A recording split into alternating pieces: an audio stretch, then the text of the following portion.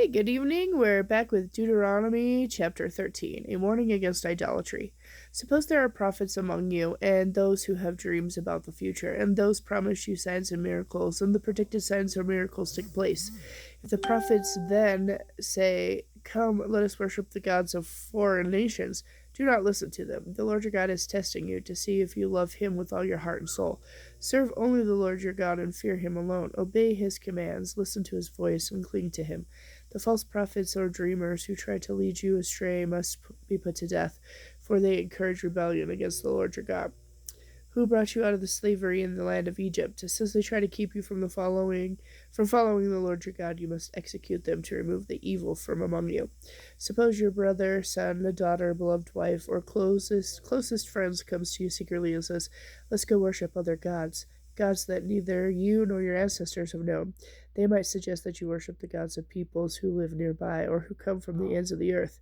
If they do this, do not give in or listen, and have no pity. Do not spare or protect them. You must put them to death. You must be the one to initiate the execution.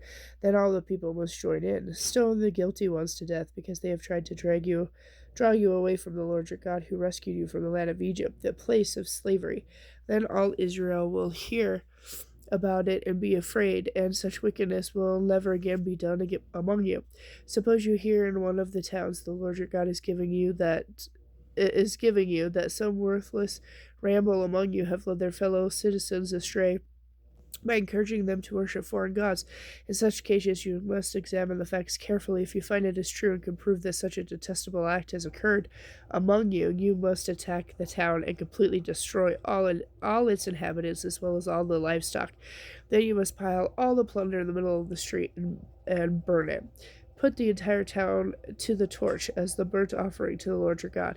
That town must remain a ruin forever and must never be rebuilt. Keep none of the plunder that has been set apart for destruction. Then the Lord will turn from his fierce anger and be merciful to you. He will have compassion on you and make you a great nation, just as he solemnly promised your ancestors. The Lord your God will be merciful only if you obey him and keep all the commandments I am giving you today, doing what is pleasing to him. Deuteronomy chapter 14. Ceremonially clean and unclean animals. Since you are the people of the Lord your God, never cut yourself or shave the hair above your foreheads for the sake of the dead. You have been set apart as holy to the Lord your God, and he has chosen you to be part of his special treasure for all the nations of the earth. You must not eat animals that are ceremonially unclean. These are the animals you may eat: the ox, the sheep, the goat, the deer, the gazelle, the roebuck, the wild goat, the ibex, the antelope, and the mountain sheep. Any animal that has split hooves and chews the cud may be eaten, but if the animal doesn't have both, it may not be eaten. So you may not eat the camel, the hare, the Roger Badger. They chew the cud, but do not have split hooves. And the pig may not be eaten, for though it has split hooves, it does not chew the cud. All these animals are ceremonially unclean for you. You may not eat or touch the dead bodies of such animals. As for marine animals, you may eat whatever has both fins and scales. You may not, however, eat marine animals that do not have both fins and scales. They are ceremonially unclean for you.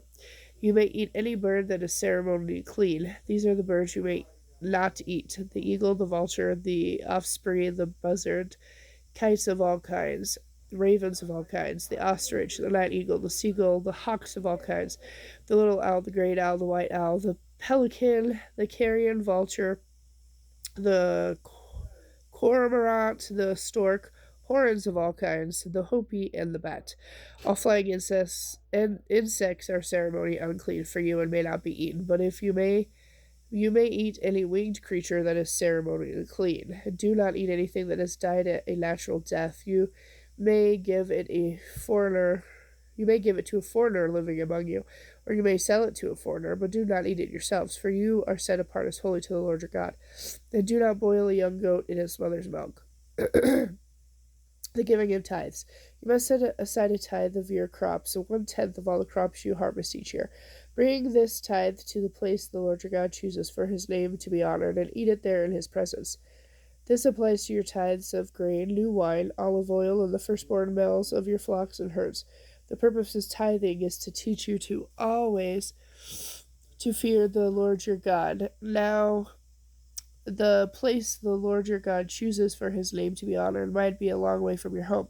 So if you may sell the tithe, so you may sell the tithe portion of your crops, herds, and take the money to the place the Lord your God chooses. When you arrive, use the money to buy anything you want, an ox, a sheep, some wine, or beer. Then feast there in the presence of the Lord your God and celebrate with your household. And do not forget the Levites in your community, for they have no inheritance as you do. At the end of the at the end of the third year, bring the tithe of all your crops and store it in the nearest town. Give it to the Levites who have no inheritance among you, as well as to the foreigners living among you, and the orphans and the widows in your towns, so they can eat and be satisfied. Then the Lord your God will bless you in all your work. Deuteronomy chapter 15. Release for debtors. At the end of the very seventh year, you must cancel your debts. This is how it must be done. Creditors must cancel the loans they have made to their fellow Israelites. They must not demand payment from their neighbors or relatives, for the Lord's time of release has arrived. This release from debt, however, applies only to your fellow Israelites, not to the foreigners living among you.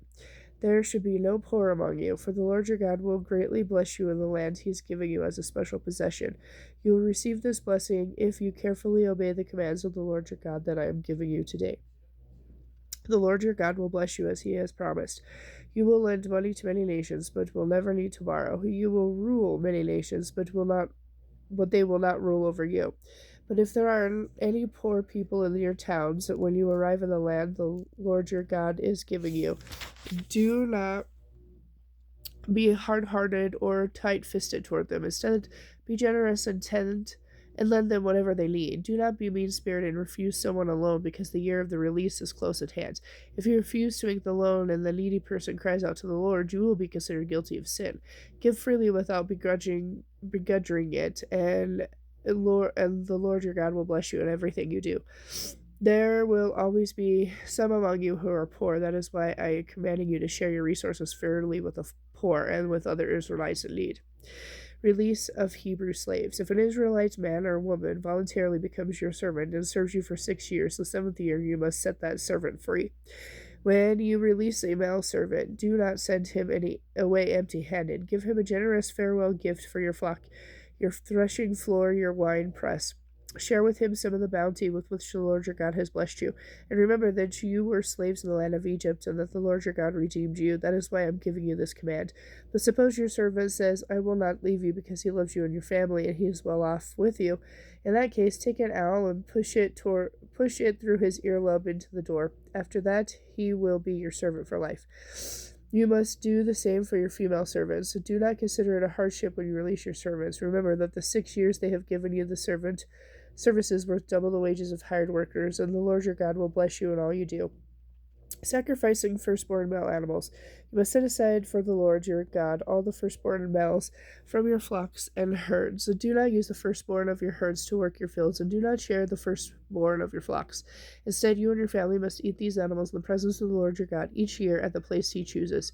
But if the firstborn animal has any defects, such as being lame or blind, or if anything else is wrong with it, you must not sacrifice it to the Lord your God. Instead, use it for food for your family at home. Anyone may eat it, whether ceremonially clean or unclean, just as anyone may eat a gazelle or deer. But do not eat the blood. You must pour it out on the ground like water. Okay, and with that, I'll be back later with chapter 16.